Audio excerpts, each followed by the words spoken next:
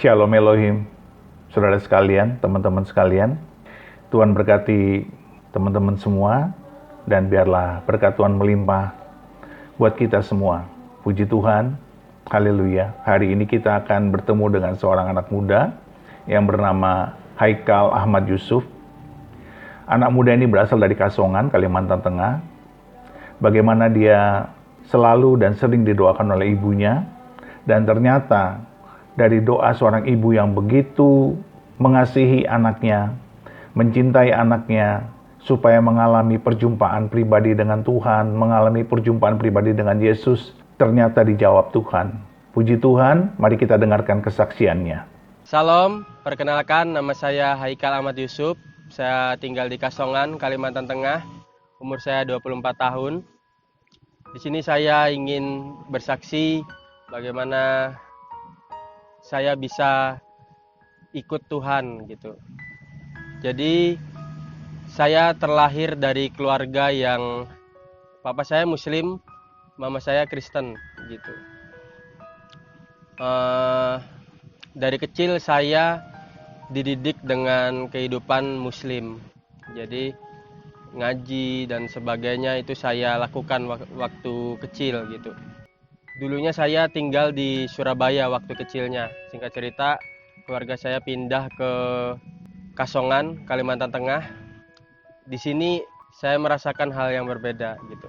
Waktu SMP, saya cukup kenal beberapa teman yang mungkin akhirnya membawa saya kepada pergaulan yang gak baik gitu. Singkat cerita, SMP saya masih bisa tahan. Saya tetap fokus sama sekolah saya dan hobi saya gitu. Lalu waktu di SMA, disitulah saya udah nggak tahan lagi gitu. Akhirnya saya terjerumuslah kepada pergaulan yang nggak baik gitu. Saya melakukan hal-hal yang mungkin merokok, minum dan sebagainya gitu. Saya ikut itu semua gitu. Lalu singkat cerita, pada waktu SMA saya masih di sekolah administrasi, saya masih Muslim. Tapi mama saya setiap pagi, setiap dia saat teduh subuh gitu, dia tumpangin tangan ke saya waktu tidur. Saya sadar gitu, saya pura-pura tidur aja gitu kan. Tapi dalam hati saya, ngapain sih gitu. Toh waktu itu saya merasa iman saya di dalam Muslim cukup kuat gitu. Jadi saya nggak terpengaruh apapun gitu. Terus kemudian ditambah lagi hubungan saya dengan mama saya juga nggak begitu dekat. Jadi saya ngerasa mustahil kalau saya akan jadi pengikut Tuhan Yesus gitu pada waktu itu. Tapi mama saya nggak nyerah. Tiap pagi, tiap subuh dia doain saya. Doanya bukan supaya saya jadi orang Kristen, tapi dia berkatin saya, dia doa sama Tuhan supaya Tuhan lindungi saya gitu. Singkat cerita, pada hari Minggu mama saya sering ngajak gitu. Waktu itu saya sudah mencoba untuk terbuka gitu. Kok rasa-rasanya tertarik gitu dengan Tuhannya orang Kristen gitu. Saya lihat mama saya berdoa, saya lihat perjuangan mama saya pada waktu dia harus berangkat ibadah lalu pulangnya nggak tahu nanti tidur di mana gitu. Saya lihat gitu perjuangan mama saya, tapi dia nggak gentar. Di situ saya mulai tertarik, kenapa kok mama saya bisa sampai segitunya gitu. Nah, singkat cerita, meskipun saya masih mengeraskan hati, dia ajak ibadah minggu depan gitu. Tapi minggu depan saya bohongin lagi, saya pura-pura tidur. Paginya begitu saya tahu jamnya dia mau mandi berangkat ke gereja, saya tidur, pura-pura tidur. Kalau nggak saya kunci pintunya, pokoknya digerak-gerakin saya nggak mau bangun gitu. Tapi saya tetap melakukan hal-hal yang pergaulan-pergaulan yang nggak baik tadi. Setiap malam minggu saya pasti nggak ada di rumah. Saya siapin dari sore jendela itu terbuka, tapi saya ganjel sama kertas supaya nggak kena angin bunyi-bunyi gitu. Saya kelabuin orang rumah setiap malam minggu. nanti subuhnya pulang lewat jendela itu juga gitu. Tapi nggak sedikit juga ketahuan waktu subuh-subuh pulang ternyata jendela sudah terkunci gitu. Tapi saya terus lakukan itu, berkali-kali saya lakukan itu. Saya lebih milih berantem sama orang mama saya daripada saya harus nggak keluar pada malam minggu gitu. Karena saya pengen juga bergaul sama teman-teman saya gitu kan. Tapi mama saya terus doain saya tolak, dia doain, saya tolak, dia doain gitu. Sampai pada saya ingat pada waktu malam rumah saya dijadikan semacam tempat untuk ibadah keluarga dari gereja. Saya nggak mau keluar dari kamar, saya kunci kamar. Ketika teman-teman mama saya datang, panggil-panggil saya nggak mau keluar. Mama saya panggil saya nggak mau keluar. Pada waktu itu dalam posisi saya sudah beberapa kali beribadah di gereja, tapi tetap dengan keras hatinya saya gitu. Singkat cerita, saya nggak mau keluar, tiba-tiba ada suara yang memanggil saya, "Kal, keluar." Gitu. Saya pikir itu suara papa saya. Jadi dalam hati, wah seneng. Akhirnya aku bisa keluar dan mereka nggak jadi ibadah di rumah ini gitu. Begitu saya keluar, ternyata bukan papa saya, tapi salah satu jemaat laki-laki yang ada di situ gitu. Tapi saya bingung. Padahal tadi jelas sekali itu tuh suara papa saya gitu. Nah, itu yang pertama. Terus kemudian berkembangnya waktu sama salah satu jemaat laki-laki tadi saya ditawarin gitu. Yuk minggu depan kita ibadah di gereja yang baru ada di Jalan Durian waktu itu, Gesia Pintu Anugerah namanya. Saya iya aja, tapi dalam hati saya sudah menyiapkan strategi bagaimana caranya supaya nanti Sabtu saya nggak ketemu sama orang ini gitu. Singkat cerita, Sabtu sore sudah deket jamnya, abang ini mau jemput saya sudah siapin, sudah kunci pintu, matiin lampu supaya terlihat kalau nggak ada orang di rumah. Dan waktu itu sangat mendukung sekali, mama saya juga nggak ada di rumah gitu, nggak ada, cuman saya sendiri yang di rumah gitu kan. Terus saya tunggu nggak ada datang. Oh, kayaknya nggak jadi. Saya sudah lega. Tiba-tiba dengar suara orang manggil lagi di luar, "Kal, ayo Kal." Dan itu kedua kalinya saya merasa itu tuh papa saya yang manggil. Seneng karena dengar papa saya yang manggil. Saya pikir, wah kalau papa saya pulang, saya punya alasan untuk nggak datang ke gereja gitu, seperti janjian sebelumnya gitu. Tapi begitu saya keluar buka pintu, ternyata orang yang mau jemput saya ke gereja tadi. Di situ saya bingung, kenapa sampai 2 kali suara menyerupai papa saya manggil saya untuk ke gereja untuk ibadah, padahal itu bukan. Sampai akhirnya diantar ke gereja, saya masuk ke ruangan. Waktu itu saya ingat ibu pendeta lagi doa gitu sendirian. Saya ngerasa pas masuk ruangan itu kayak nggak asing, kayak saya tuh pernah ke situ tapi nggak tahu kapan. Padahal setelah saya tanya-tanya itu gereja baru gitu. Nah, singkat cerita ditanyain bisa main musik, saya jawab bisa gitu. Main drum pada waktu itu, padahal waktu itu juga nggak bisa banget gitu. Ditanyain ya jawab gitu. Singkat cerita tiba-tiba langsung hari itu latihan, Sabtu, Minggu langsung disuruh pelayanan karena memang nggak ada orangnya. Akhirnya pelayanan udah, tapi ya karena hati saya yang masih keras tadi, saya punya pandangan, oke, hari ini saya datang, minggu depan nggak lagi. Ya benar, minggu depan saya nggak datang, tapi minggu depannya datang lagi, minggu depannya lagi nggak lagi gitu, selang-seling gitu, belum serius-serius banget. Tiba-tiba ibu pendeta ngomong sama saya dengan lembut, dia katakan, "Kal, jangan selang-seling gitu, sering-sering aja meskipun nggak pelayanan tetap ibadah gitu." Di situ saya kayak ngerasa hati itu adem sekali gitu, karena sebelumnya ketika saya menolak ajakan untuk ibadah, saya pasti kalau nggak ditegur lagi atau saya didiemin gitu. Tapi waktu itu ibu pendeta saya nggak, dia tegur dengan halus gitu. Akhirnya ya bu gitu kan. Tapi nggak langsung set berubah, enggak gitu. Singkat cerita, saya punya hobi main bola waktu itu, main futsal. Jam untuk latihan dan jam untuk latihan pelayanan dengan jam untuk turnamen futsal waktu itu bersamaan. Dan saya pilih untuk berangkat turnamen futsal. Saya bilang, saya nggak bisa pelayanan minggu ini, saya harus ke Palangka untuk turnamen futsal gitu kan. Di perjalanan saya berangkat, tiba-tiba ada razia. Saya punya SIM, tapi waktu itu saya lupa bawa. Nggak tahu kenapa, biasanya ada di dompet. Saya tunggu, kok belum selesai razianya gitu kan. Akhirnya saya memutuskan, dah pulang aja. Pulang, saya memberanikan diri ke gereja, ternyata mereka memang lagi nunggu saya gitu.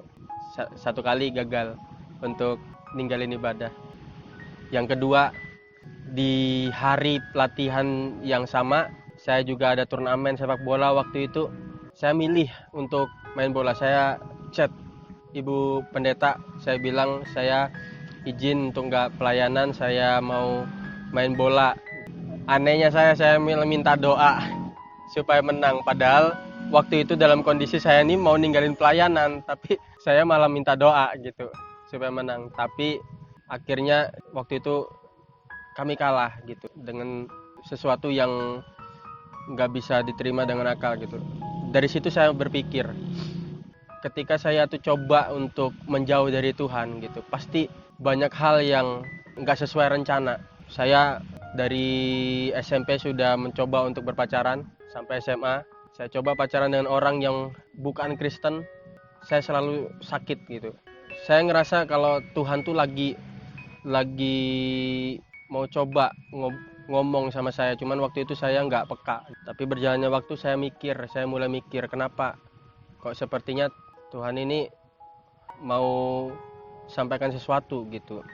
Singkat cerita, saya mulai mengambil keputusan untuk saya serius ikut Tuhan. Akhirnya dibimbing dan segala macam. Saya bersyukur sekali kalau saya dari background yang nggak baik, tapi Tuhan pertemukan saya untuk membimbing saya ke jalan yang benar nih, di lingkungan-lingkungan yang baik. Saya ketemu sama Ibu Gembala, Bapak Gembala yang bisa membimbing saya dengan benar.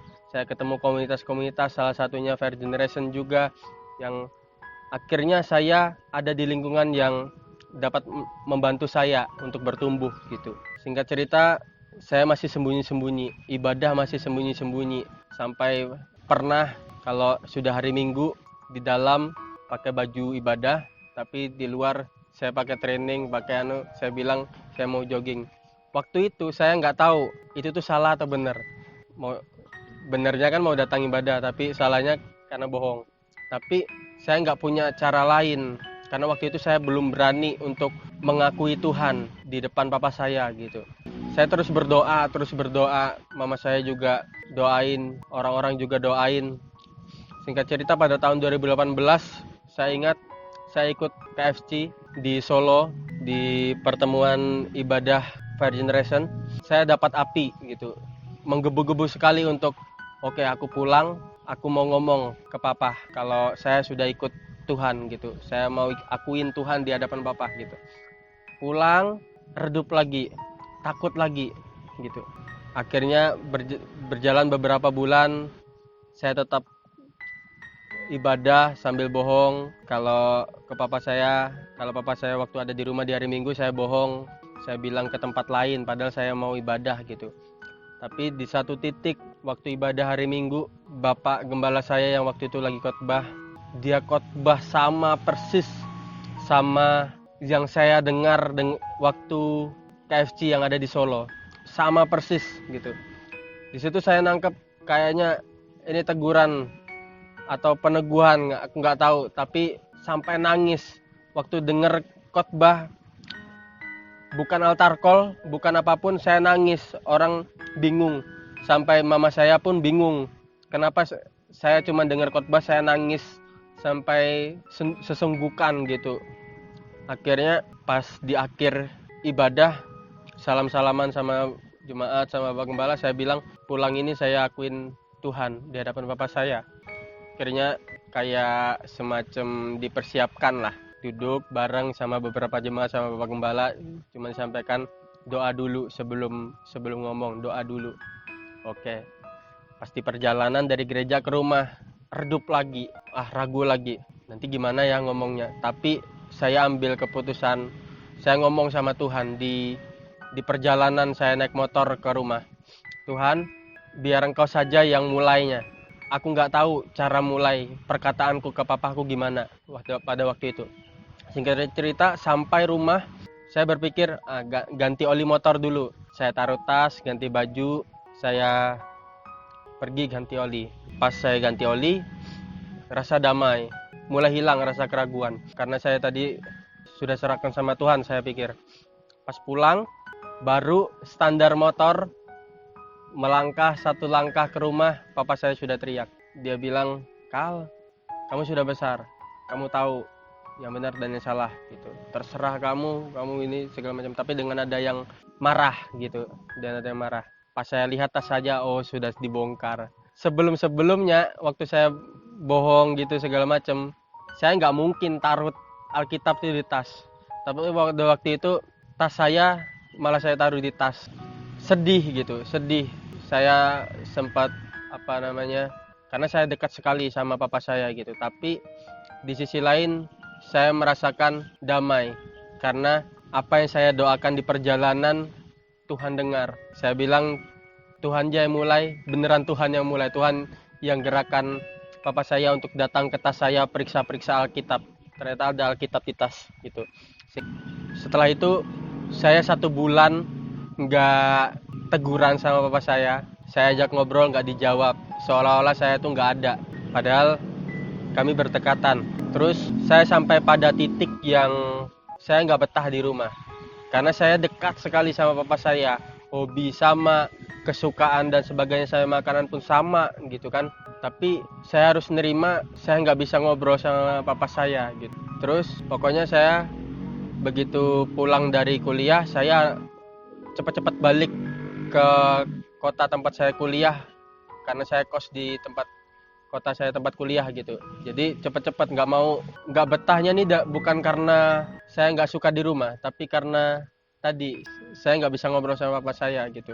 Saya beruntung setelah saya mengakui Tuhan di hadapan papa saya, memang nggak enak perjalanannya gitu. Tapi saya beruntung karena selama saya punya mentor, Bapak dan Ibu Gembala, mereka nggak pernah sekalipun ngomong kalau ikut Tuhan tuh enak. Tapi ikut Tuhan pasti disertai. Saya pegang itu terus. Jadi waktu ketika akhirnya saya mengakui Tuhan ke papa saya, waktu ada hal-hal yang nggak mengenakan, saya udah nggak punya bayangan kok gini, kok gitu. Karena memang waktu dimentorin dan waktu belajar juga gitu. Dibilang kalau ikut Tuhan tuh nggak enak, tapi disertai sama Tuhan. Sampai pada titik kalau ada apa-apa di rumah yang disalahin saya. Sampai waktu awal-awal pandemi kemarin, pabrik di mana tempat papa saya kerja mengalami chaos. Akhirnya gaji pegawai-pegawai itu diturunkan semua. Papa saya pun nyalahin saya, ini gara-gara Haikal nih, ini gara-gara Haikal gitu. Tapi ya saya terima, marah juga enggak, tapi saya terima ini mungkin bagian dari konsekuensi saya mengikut Tuhan gitu. Sampai keluar kata-kata kalau mungkin dia nggak sanggup lagi biayain saya, terserah saya lah mau kuliah lanjut atau enggak gitu. Tapi saya percaya, pada waktu itu saya percaya sekali kalau Tuhan itu bertanggung jawab dalam hidup saya. Jadi saya nggak gentar. Selama perjalanan itu, setelah saya mengakui Tuhan,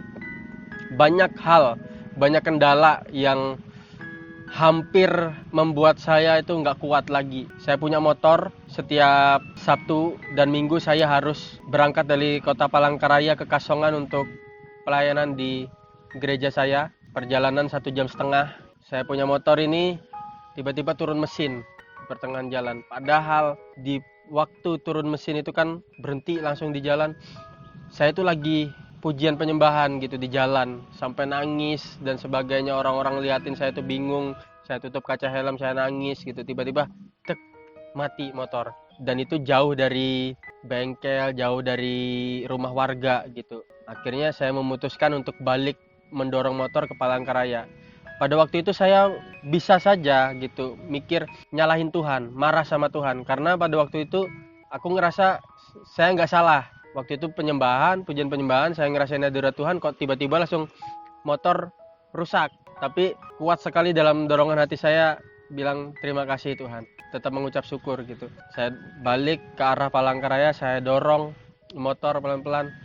Tiba-tiba orang yang sudah lewatin saya naik motor tadi berbalik datangin saya, terus didorong motor saya ini sampai ke kota Palangkaraya. Itu hal yang sampai hari ini kalau ingat itu saya mengucap syukur sekali. Bayangkan kalau saya waktu itu bersungut-sungut, mungkin nggak tahu Tuhan masih sudi nggak nolong saya gitu.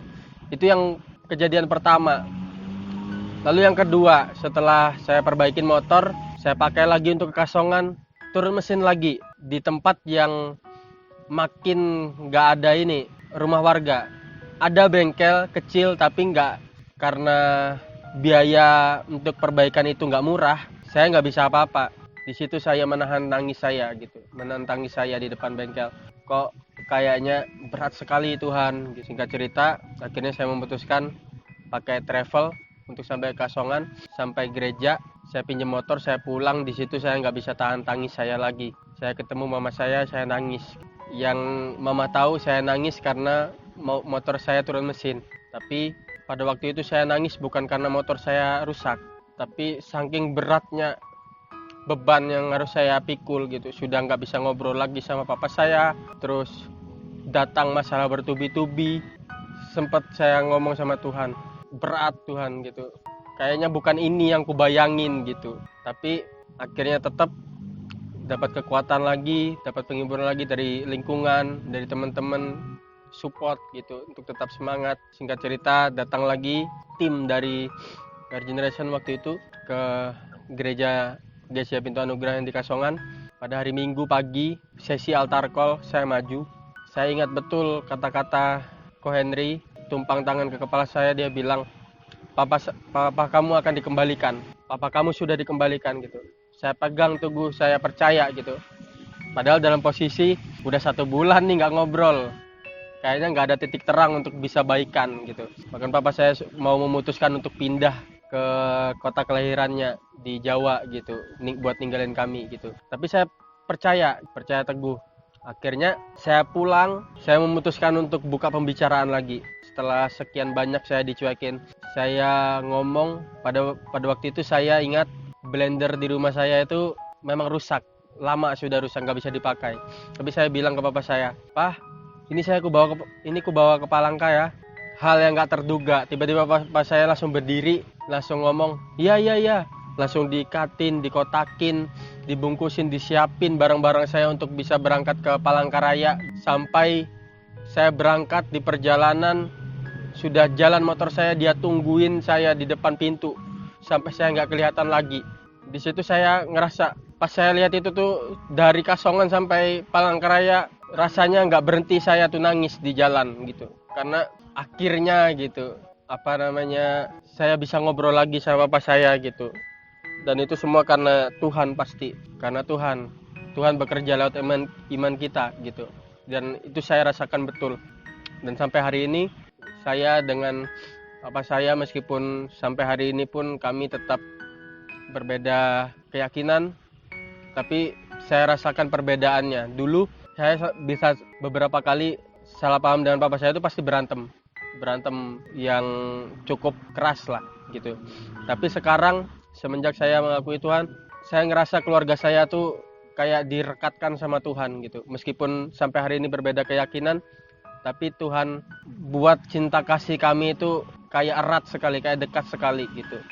Singkat cerita, keluarga saya yang ada di Jawa pun juga menerima kalau saya harus ikut Tuhan Yesus gitu. Mereka nggak ada protes dan sebagainya. Di situ saya ngerasa kalau ya ikut Tuhan tuh memang gak enak, tapi Tuhan sertai, Tuhan kasih pintu-pintu jawaban tuh ketika kita percaya sama Tuhan, kalau Tuhan bisa buat itu.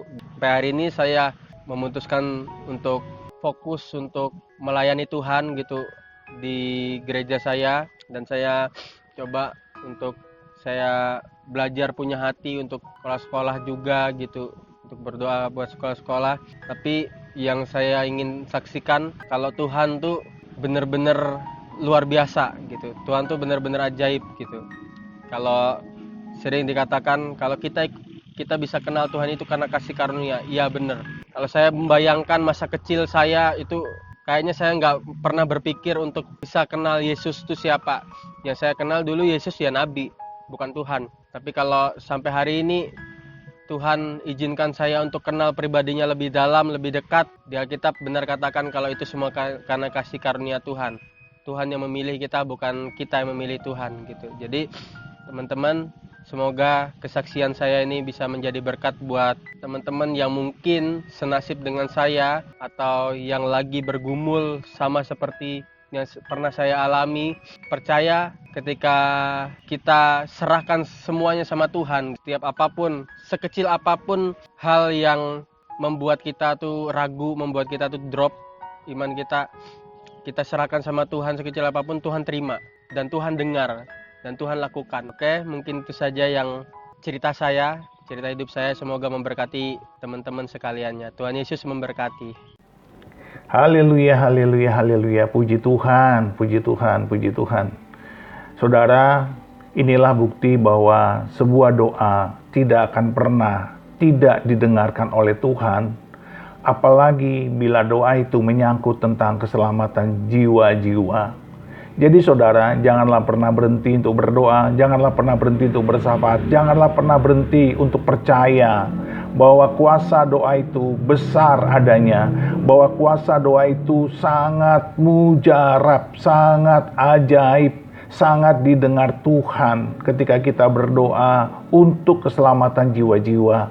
Dan inilah bukti ketika doa seorang ibu yang tidak pernah putus-putus dipanjatkan, maka anaknya yang beragama lain, yang beriman lain, ternyata dijawab, dijamah Tuhan dan mengalami keselamatan kekal. Puji Tuhan, mari kita terus berdoa untuk keselamatan jiwa-jiwa yang belum percaya kepada Kristus.